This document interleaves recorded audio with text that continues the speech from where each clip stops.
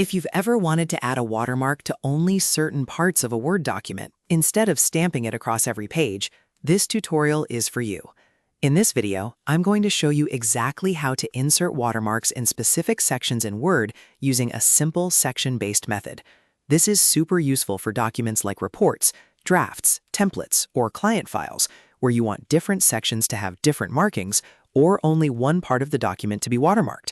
And if this video helps, don't forget to hit the like button and subscribe for more quick Word tutorials just like this. All right, let's jump in. The first thing you need to understand is that Word watermarks are tied to headers and footers.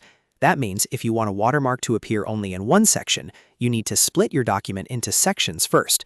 To do that, place your cursor exactly where you want the watermark section to begin.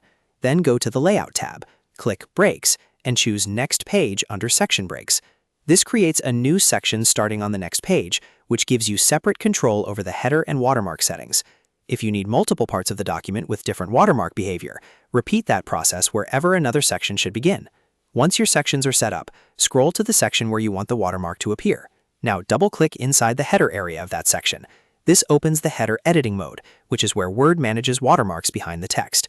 At the top, you'll usually see a Link to Previous option. This is very important. If it's turned on, that section will inherit the header settings from the previous section, which means your watermark changes could affect more than one part of the document. So before adding the watermark, click Link to Previous to turn it off. Once that link is removed, the section becomes independent, and you can make changes without affecting the rest of the document. Now you're ready to apply the watermark. Go to the Design tab if you're in header editing mode, and look for the watermark option. Click it, and Word will show a list of built-in watermark styles, like Draft, Confidential, or Do Not Copy. If one of those works for you, you can select it right away. But if you want something more specific, choose Custom Watermark. From there, you can select either a text watermark or a picture watermark, depending on what you need. If you choose a text watermark, you can type the exact wording you want, adjust the font, size, color, layout, and transparency, and then click Apply. If you choose a picture watermark, you can upload your own logo or image, then adjust the scale and washout settings so it appears properly behind the document text.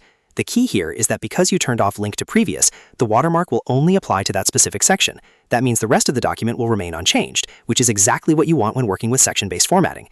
If you want another section to have no watermark at all, just go to that section's header, make sure it is not linked to the previous one, and then remove the watermark there. You can do that by going back to Watermark and choosing Remove Watermark in that section only. That gives you full control over which parts of the document show a watermark and which parts stay clean. This is especially helpful in professional documents, where you might want the first section plain, the middle section branded, and the final section marked as draft or confidential.